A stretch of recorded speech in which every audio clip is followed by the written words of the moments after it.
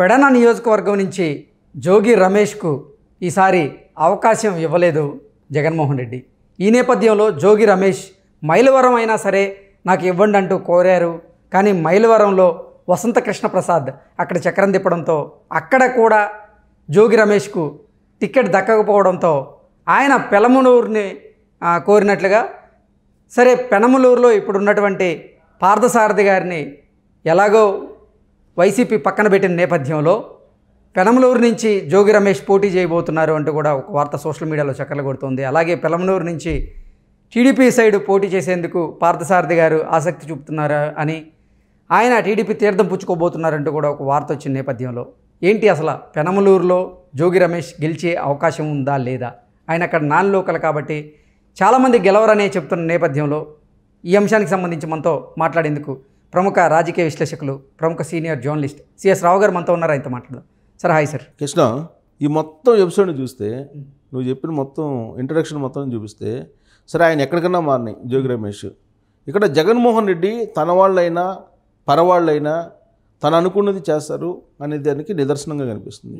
జోగి రమేష్ మంత్రి ఆయన ఏమనుకున్నారంటే జగన్మోహన్ రెడ్డి నన్ను ఆదరిస్తారు, నాకు పర్మనెంటు పెడన, నన్ను కదిలించే వాళ్ళు ఎవరు లేరు, నేను ప్రాణం ఉన్నంత వరకు జగన్మోహన్ రెడ్డితో ఉంటాను, ఇలాంటి డైలాగులన్నీ కూడా జోగి రమేష్ వేశారు.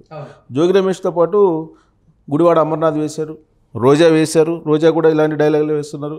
అలాగే గుడివాడ నాని కూడా ఇలాంటి డైలాగులే, తర్వాత వల్లభనేని వంశీ ఇలాంటి డైలాగులు వేసినటువంటి వాళ్ళే, గుడివాడ అమర్నాథ్ వేసినట్టు బొత్స సత్యనారాయణ కూడా ఇలాంటి డైలాగులు వేసినటువంటి వాళ్ళే. ఈ డైలాగులు వేసినటువంటి ఈ ఫైర్ బ్రాండ్స్గా ఉన్నటువంటి వాళ్ళు ఎవరైతే ఉన్నారో, తర్వాత పేరు నాని ఇలాంటి వాళ్ళు ఎవరైతే ఉన్నారో, వీళ్ళల్లో ఈ మధ్యకాలంలో ఈ మొత్తం షఫలింగ్స్ స్టార్ట్ అయిన తర్వాత ఒక్కళ్ళన్నా కానీ మళ్ళీ గతంలో లాగా వాయిస్ వినిపించేటువంటి వాళ్ళు ఎవరైనా కనిపిస్తున్నారా? ఈ 2-3 వారాల నుంచి ఒక్కళ్ళు లేరు. అసలు రోజా ఉందా లేదా అర్థం కావట్లా. రోజా అజ్ఞాతంలోకి వెళ్ళింది, ఆమె అండర్ గ్రౌండ్లోకి వెళ్ళిపోయిందని చెప్పి, ఎప్పుడు ఫోన్ వస్తుందో భయపడిపోయి ఆమె వెళ్ళిందని చెప్పి కొంతమంది అనుకుంటున్నారు. సో ఆమె మీద మంత్రి పదవి రావడానికి కారణం స్టాలిన్, అలాగే కేసీఆర్. సో ఇప్పుడు మళ్ళీ స్టాలిన్ ద్వారా ప్రెజర్ చేసి ఎమ్మెల్యే మళ్ళీ 3ోసారి కంటెస్ట్ చేయాలి నగిరిలో అని చెప్పి ఆమె ఏదో ప్రయత్నం చేసుకుంటుంది. అందులో భాగంగానే సెలవుమణి ఆమె భర్త పోయి స్టాలిన్ తోటి కలిశారు 2 రోజుల క్రితం అని చెప్తున్నారు. అయినా కానీ స్టాలిన్ చెప్పినా కానీ నో అని చెప్పి జగన్మోహన్ రెడ్డి చెప్పారు. ఈసారి ఎక్కడ కూడా కాంప్రమైజ్ కావట్లేదు అని. ఎందుకంటే బాలినేని వాసుకు సంబంధించి విజయలక్ష్మి వాళ్ళ మదరే విజయలక్ష్మి గారు ఆమె లైజనింగ్ చేశారు, అయినప్పటికీ కూడా పనిచేయలే. సో అలాంటి పరిస్థితుల్లో ఈసారి నగిరిలో రోజాకు కూడా లేదనేది కన్ఫామ్గా అర్థమైపోయింది. అందుకే ఆమె బహుశా టచ్లో ఉన్నారా లేదో తెలియదు.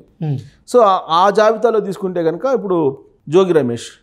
సో జోగి రమేష్ మొన్నటిదాకా తనకు టికెట్ వస్తుందని చెప్పి భావించారు. ఎప్పుడైతే తాడేపల్లి క్యాంప్ ఆఫీస్ నుంచి ఫోన్ వచ్చిందో దాంతో హడావుడిగా పరిగెత్తుకుంటా వెళ్ళారు బుధవారం రోజు, అంటే ఇవాళ బుధవారం రోజు. వెళ్ళిన తర్వాత చెప్పినటువంటి సందేశం ఏంటంటే, బాబు ఈసారి నీకు పెడ నుంచి టికెట్ ఇవ్వట్లేదు కాబట్టి మీరు పోటీ నుంచి దూరంగా ఉంటే బాగుంటుంది అని చెప్పి ఆయనకు ఒక హితబోధ చేశారు. ఎవరు చేశారు? అక్కడ ఉండేటువంటి ధనంజయ రెడ్డి. సో డైరెక్ట్గా ధనంజయ రెడ్డి దగ్గరికి వెళ్తే మొత్తం లిస్ట్ అంతా చూపిస్తున్నారు, ఎవరెవరు ఏ కాన్స్టిట్యున్సీలో ఏమేం చేశారు, ఎందుకు ప్రజలు వ్యతిరేకిస్తూ ఉన్నారు, తర్వాత తెలుగుదేశం పార్టీకి వైఎస్ఆర్ కాంగ్రెస్ పార్టీకి అక్కడ ఎంత గ్యాప్ ఉంది, ఈ పర్సంటేజీ గ్యాప్ ఉన్నప్పుడు నువ్వు గెలవడానికి అవకాశం లేదు కాబట్టి అభ్యర్థులను మేము మార్చుకుంటాము అని చెప్పి క్లియర్గా చెప్పడం జరిగింది. చెప్పిన తర్వాత అట్లీస్ట్ ఎక్కడో దగ్గర నాకు పోటీ చేయడానికి అవకాశం ఇవ్వండి అని చెప్పి ఒక రిక్వెస్ట్ చేసుకున్నారు అని, జగన్మోహన్ రెడ్డి కలిసే అవకాశం ఆయనకి లభించిందని. ఎందుకంటే క్యాంప్ ఆఫీస్ వెళ్ళినటువంటి వాళ్ళల్లో చాలామందికి జగన్మోహన్ రెడ్డి కలిసేటువంటి అవకాశం రావట్లేదని చెప్పి ఆ పార్టీ వాళ్ళే చెప్తున్నారు. సో ప్రత్యామ్నాయ మార్గం చూపించగలిగేటువంటి పరిస్థితి ఉంటేనే వాళ్ళని యాక్సెప్ట్ చేస్తున్నారు. ప్రత్యామ్నాయ మార్గం చూపించలేనటువంటి అభ్యర్థులను అసలు లోపలికి కూడా ఎంటర్ కావట్లేదని న్యూస్ వస్తుంది. సో ఇప్పుడు సరే జోగి రమేష్ని అయితే జగన్మోహన్ రెడ్డి దగ్గరికి అనుమతించారు అనేది ఒకటి వినిపిస్తుంది.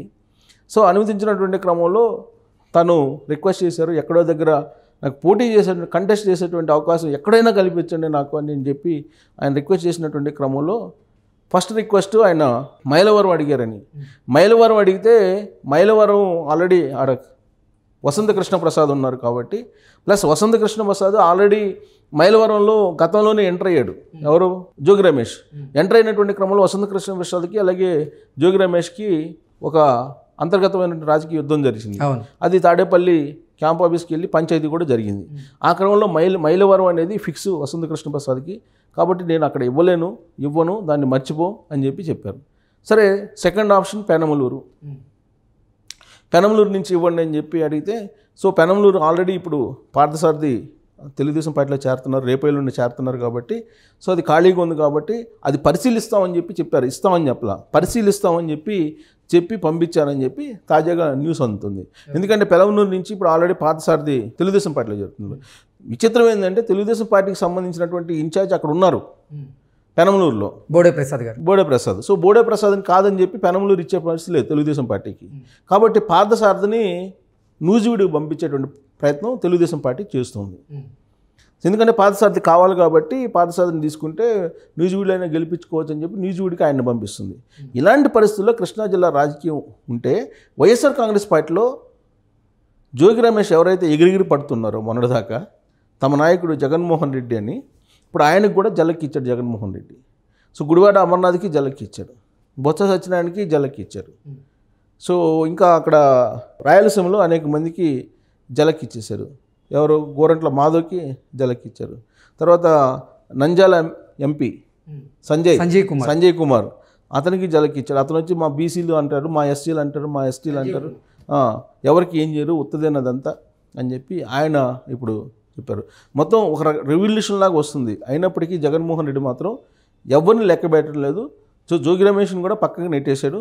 ఇప్పుడు జోగి రమేష్కి అసలు ఇప్పుడు పెనమలూరులో కూడా అవకాశం ఉంటుందా లేదనేది ఒక సందేహం. బట్ పెనమలూరు నుంచి నేను పోటీ చేసే అవకాశం నాకు కల్పించారని చెప్పి ఆయన ఏదో సహచరులకి అనుచరులకి చెప్పుకుంటున్నట్టు ఒక ప్రచారం అయితే జరుగుతోంది.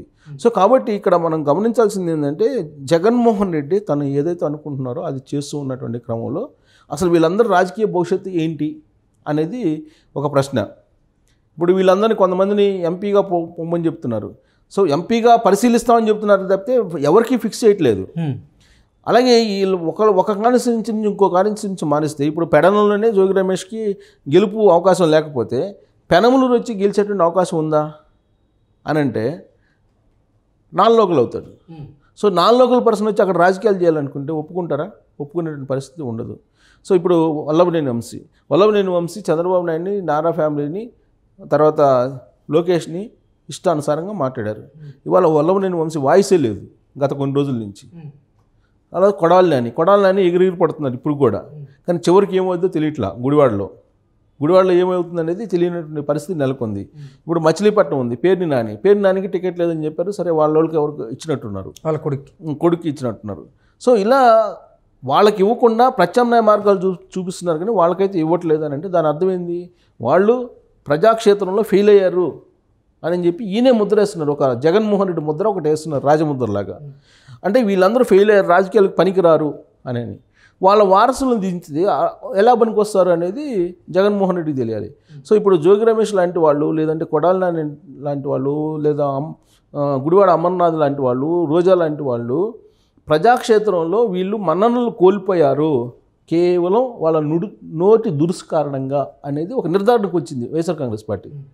సో అందుకే ఎగిరిగిరి పడితే ఎప్పటికైనా ఇలానే ఉంటుందని చెప్పి జగన్మోహన్ రెడ్డి ఒక క్లియర్ కట్ సందేశం వైఎస్ఆర్ కాంగ్రెస్ పార్టీ వాళ్ళకి ఇచ్చారు. సో అందుకే ఒక అవకాశం వచ్చినప్పుడు దాన్ని సద్వినియోగం చేసుకోవాలి, దుర్వినియోగం చేసుకోకూడదు. అధికారం ఉన్నప్పుడు మనం ఏం చేసినా ఏం మాట్లాడినా సరిపోతుందని చెప్పి అనుకోకూడదు.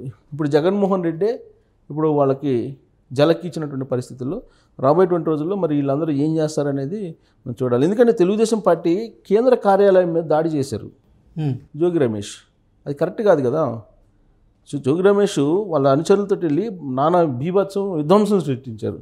ఆ విధ్వంసం సృష్టించిన కారణంగానే తనకి మంత్రి పదవి ఇచ్చారని చెప్పి ఆయన భావించారు.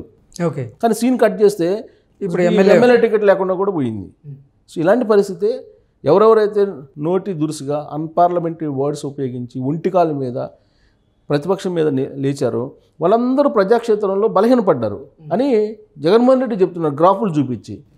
కాబట్టి రాబోయేటువంటి రోజుల్లో వైఎస్ఆర్ కాంగ్రెస్ పార్టీలో జరుగుతున్నటువంటి పరిణామాలు ఎటువైపు దారి తీస్తాయనేది మనం చూడాలి.